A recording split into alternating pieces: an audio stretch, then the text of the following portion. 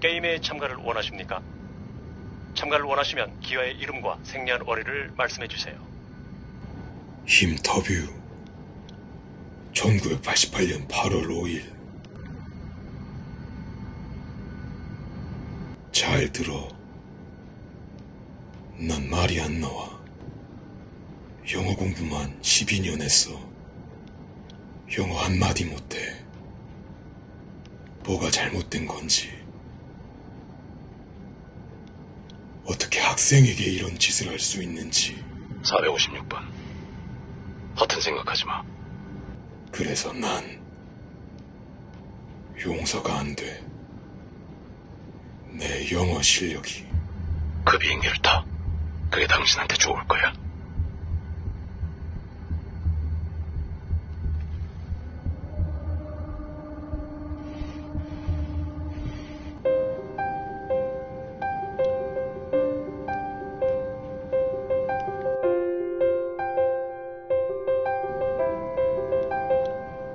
안녕하세요. 힘이 되는 인터뷰 힘터뷰입니다. 오늘은 저의 오랜 스승님이자 키워드를 활용한 영어학습법을 개발하셔서 세계 최초로 영어학습법으로 특허를 받으신, 단순히 영어 공부를 잘하기 위한 공부가 아니라 인문학을 함께하는 내 운명을 바꾼 한 글자를 집필하신 이강석 작가님을 모셨습니다. 반갑습니다. 반갑습니다. 아, 이거 얼마만이에요. 제가 고등학교 1학년 때 선생님을 처음 뵀으니까 지금 벌써 15년이 이상 지난 것 같네요. 이렇게 나오셔서 정말 감사드립니다. 그래서 저도 감사합니다. 네. 요즘 어떻게 지내시는 건가요? 코로나 시대가 돼서 우리나라 장관들이 외국에 가지를 못하니까 현지의 장관들이라든가 지자체장들을 연결하는 동시통역 일을 좀 많이 하고 있습니다. 동시통역? 예. 그 밖에 또 어떤 활동을 하고 계신가요? 책을 계속 집필을 하고 있고요. 내 운명은 바꾼 한 글자는 영어로 마음 공부를 하는 건데 큰 줄기를 잡은 거고, 이것을 조금 더 일상에서 실천할 수 있도록 365일 한 글자라는 그런 책을 집필하고 있는데요. 매일매일 하루에 한 개씩 영어 한 단어를 가지고 그 안에 있는 또 다른 단어와 연결시켜서 아침에 시작할 때 마음에 다짐을 하면서 시작할 수 있도록 하는 책을 집필하고 있습니다. 간단하게 소개 한번 해주실 수 있어요? 예를 들면 1월 1일은 여러분들 다 결심하시죠? 혹시 어떤 결심을 하시는지 기억나나요? 저는 항상 1월 1일만 되면 금연을 결심했던 것 같습니다. 아, 금연. 금연을 결심했는데 잘 안 됐던 적이 많았던 것 같아요. 뭐 다이어트 뭐 이런 것들 많이 할 것 같은데. 네, 1월 1일은 결심을 대부분이 하잖아요. 사실 제일 문제는 그 결심이 이렇게 지속되지 않는 게 문제잖아요. 그렇죠. 그러니까 과학자들 말에 의하면 하나의 새로운 습관은 한 29일 정도가 지나면 어느 정도 몸에 밴다고 그러더라고요. 결심은 그런 기간을 일정 정도 필요로 해서 몸에 뵐 수 있는 그 습관을 그 기간 내에 이제 하는 건데, 지금 보는 바와 같이 결심하다라는 단어는 여러분 다 알다시피 determine만 생각했지 그 이 안에 term이라는 기간이라는 단어가 들어 있습니다. 1월 1일만 결심하는 건 아니고 살면서 다양한 결심을 하게 되는데, 그것을 중도에 포기하거나 좌절하거나 이렇게 하는데 일정한 결심이 지속되지 않는지 생각해 볼 수 있도록 하는 뭐 이런 식으로 1월 1일은 결심을 하는 걸 생각한다든가, 2019년이 3.1운동 발발 100주년이었는데요. 이 3.1운동을 우리 민족이 일제에 저항한 거는 강압적인 식민통치에 대해서 조선 백성들이 분연히 들고 일어난, 그럼 왜 분연히 들고 일어났냐면 옳지 않은 불의죠. 불의에 대한 분노를 했기 때문에 용기를 내서 저항한 거라고 생각합니다. 직장을 다니든 내부에서 옳지 않은 부분들이 일어났을 때 많은 고민을 하게 되는데요. 옳지 않은 것에 대한 불의에 대한 분노가 기반이 돼야 바로잡을 수 있는 진정한 용기가 나온다고 생각을 해서 courage라는 단어 안에는 분노라는 뜻의 rage가 들어있어서 아마 그날은 그 부분을 한번 생각하면서 하루를 시작하는 것도 괜찮지 않을까. 이런 방식으로 1월 1일부터 12월 30일까지 매일 하루 한 개씩 단어 안에 또 다른 단어가 있다는 게 몰랐던 거기 때문에 되게 재미가 있어요. 진짜 커레지 안에 레이지가 있을지는 그렇죠. 생각도 못했어요. 그리고 의미만 있을 뿐만이 아니라 이게 의미도 있구나, 성찰하면서 하루하루를 살아갈 수 있지 않을까라는 생각에서 365일 한 글자라는 책을 지금 집필하고 있습니다. 요 책은 또 어떤 내용이었나요?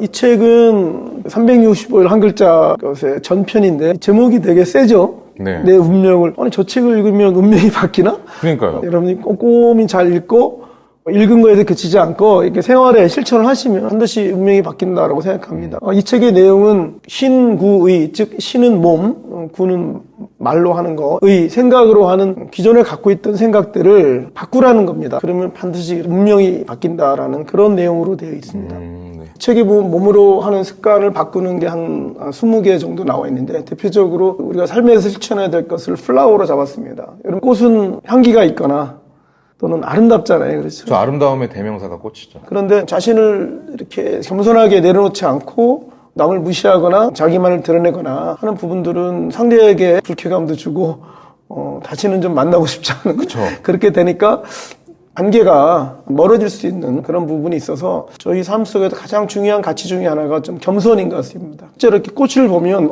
꽃이 저게 플라워인데 글자 안에 낮은이라는 로우가 들어있다. 우리가 일상에서 꽃을 보면 예전에는 아름답다, 향기롭다만 생각하실지 모르겠는데 저게 낮은이라는 말이 있구나. 나를 낮추면 내가 향기로운 존재가 된다라는 생각을 하면 좋을 것 같습니다. 꽃을 볼 때마다 이 나를 낮춰야겠다. 겸양의 미덕 이런 것들을 갖출 수 있다면은 되게 좋을 것 같습니다. 두 번째는 이제 말로 하는 습관 중에도 가장 대표적인 게 안 좋은 습관이 뭘 것 같아요? 거짓말? 그렇죠. 역시 제 수제자답습니다. 네. 이 거짓말 하는 사람에 대해서는 누구나 신뢰를 갖지 못하죠. 여러분이 다 아는 믿다라는 뜻의 believe에는 거짓말하다는 lie가 들어있습니다. 내가 상대한테 믿음을 얻으려면 거짓말을 하지 않아야겠구나. 주변 사람들과의 관계에 있어서 신뢰를 잃어버리는 경우가 많이 있습니다. 그래서 이것도 거짓말을 하면 믿음을 줄 수가 없구나 이 생각했으면 좋겠고요. 근데 제일 바꾸기 힘든 게 생각으로 갖고 있는 습관입니다. 우리가 살면서 갖고 있는 생각 중에 하나는 왜 나는 이런 고통을 겪나. 그런데 그 고통을 잘 생각해보면 모든 고통은 의미가 있습니다. 위대한 업적을 성취한 분들 보면 다 살면서 고통을 겪죠. 페인트라는 칠하다라는 단어 보면 거기 페인이 들어있습니다. 그게 고통이잖아요. 네. 고통은 내 삶을 새롭게 칠할 수 있는 자양분이구나. 그 다음에 고통이 좀 더 심하면 우리가 살면서 여러 가지 상처들이 있습니다. 어릴 때 부모한테 학대를 받았거나 어떤 성적인 어떤 모욕을 당하거나 이런 부분들이 쉽게 떨쳐버리기 힘들죠. 그렇죠. 그 상처에 집착하기보다는 그것 때문에 내가 더 빛날 수 있다. 이렇게 생각하시면 됩니다. 여기 목에 상처가 있는데 그걸 아마 스카프로 가리면 상처난 부분이 역설적으로 환하게 빛나는 것처럼 오히려 상처가 영광이 될 수 있다. 영광의 상처다. 그렇죠. 예를 들면 동두천이라는 곳이 여러 가지 미군 범죄나 이런 것 있지만 그것 때문에 그런 내용을 갖고 좋은 소설이라든가 시라든가 이런 걸 쓸 수 있는 것이 되기 때문에 상처는 상처로 끝나지 않고 큰 영광을 얻을 수 있는 역설적인 부분이다.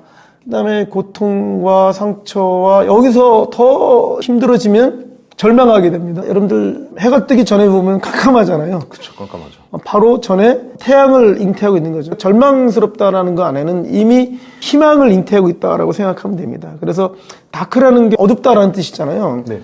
여기에는 아크라는 게 성경책에 보면 노아의 방주라는 뜻입니다. 큰 홍수에 대비해서 노아가 큰 배를 만들어 놓은 것처럼 이 어둠이라는 단어 안에 희망을 상징하는 방주라는 뜻의 이 아크가 있다는 것은 대단히 의미심장한 거라고 생각합니다. 고통과 상처와 절망도 하나의 집착이기 때문에 중요한 것은 그런 고통과 상처와 절망이 나를 더 크게 성장시킬 수 있다라는 부분들을 깊이 있게 이해를 하면 담담하고도 의연하게 삶을 풀어갈 수 있을 것 같고 이 모든 것을 최종적으로 정리하면 스탑이라고 봅니다. 스탑은 멈추는 거죠. 멈추는 건데, 네. 예. 그러니까 기존에 했던 몸으로 하는 습관, 말로 하는 습관, 생각으로 하는 습관들을 그것이 나를 이렇게 힘들게 만들거나 나를 행복하게 가는 길을 막는 거기 때문에 그거를 딱 멈추면 뭐 있어요? 스탑 안에 보니까?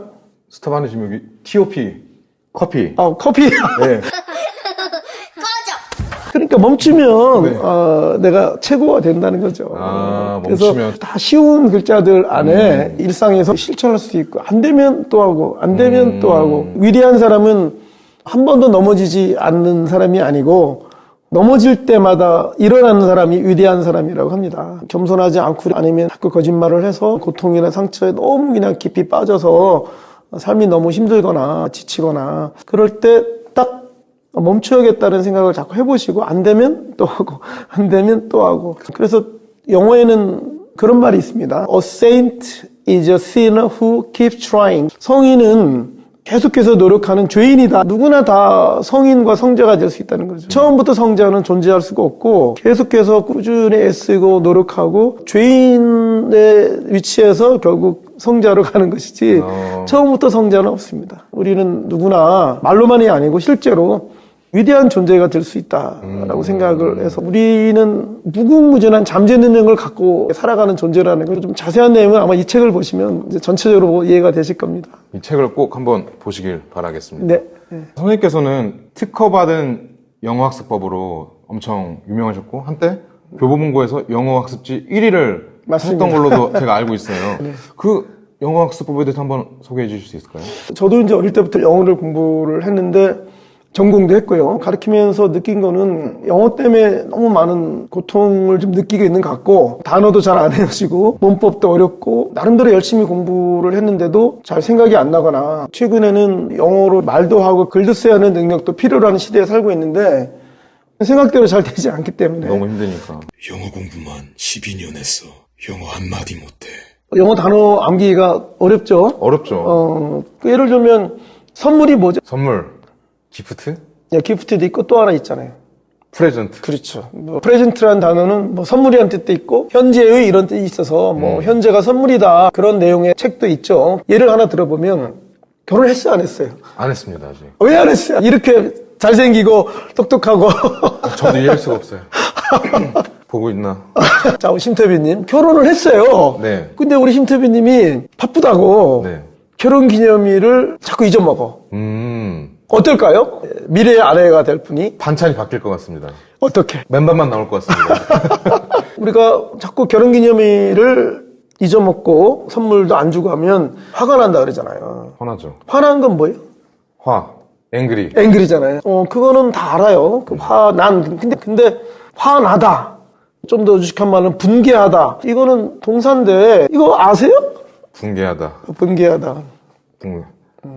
모르겠는데요. 아마 이 방송을 보시는 분도 아마 분개하다 이거는 잘 모를 거예요. 그러니까 이게 실제로 수능이라든가 토플에 많이 나오는 단어인데 결혼기념일에 남편이 선물을 주지 않아서 분개한다 이렇게 한 번만 딱 생각하면 돼요. 프레젠트라는 단어에서 P자를 빼면 리젠트가 남잖아요. 그 리젠트가 분개하다라는 뜻이에요. 그래서 자 어때요? 이렇게 공부하는 거? 너무 좋은 것 같아요. 오, 완전 무대를 뒤집어 놓으셨다. 과학적인 연구로 좌뇌와 우뇌가 있거든요. 그러니까 좌뇌가 암기나 수리 능력이고 우뇌가 지금 한 대로 상상력인데 인간이 갖고 있는 우뇌, 즉 상상력이라는 것을 통해서 재밌게 할 수 있다는 거죠. 저도 이때 이런 식으로 공부했던 영어 단어들이 10년이, 15년이 지났는데도 그 상황이 될 때마다 그때 그게 자꾸 생각이 나고 그러다 보니까 평생 잊혀지지가 않는 것 같아요. 단순하게 단어 안에 또 다른 단어가 있다는 게 아니고 프레젠트 하나 리젠트가 있는데 이게 뭐였지? 이렇게 돼요. 그래서 필요한 게 상상을 해야 돼요. 단어 안에 또 다른 단어가 있다는 건 또 자기 힘으로 상상해야 돼요. 그런데 프레젠트하고 리젠트는 원래 아무 연관이 없는 단어예요.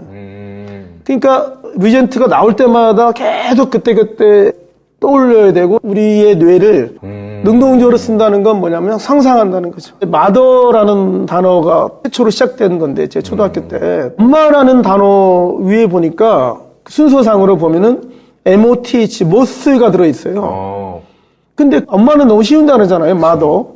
여러 여학생들 꽃밭에 나비. 그런데 우리 인터뷰님이 만약에 여학생들 가운데가 있으면 네. 꽃밭에 나방. 나방! 이거 나방! 이렇게 하게 된 계기가 어릴 때 우연한 거였어요. 엄마 안에 나방이라는 단어가 있다는 거를 처음 알았어요. 그러면 아버지는 father인데 뭐 있을 것 같아요? fat이. 뚱뚱한. 아버지 어떻게 뚱뚱하세요? 아버지 저랑 비슷하니까. 그러니까 역시 상상을 해야 되죠. 네네. 아버지는 뚱뚱하고 어머니가 여름에 보면은 막 집에 불빛을 보고 나방이 들어오잖아요. 그러니까 나방을 잡을 수도 있고 이렇게 한번만 딱 상상을 하면 되는데 이거는 특허받은 영어학습법이라는 제목으로 나온 거고 아까 마음 공부하는 거는 내 운명은 바꾼 한 글자로 운명을 진짜 한번 바꿔보라. 결국은 삶을 자유롭고 행복하게 살자. 이런 내용으로 특허를 받은 겁니다. 아, 그렇구나. 네네. 네.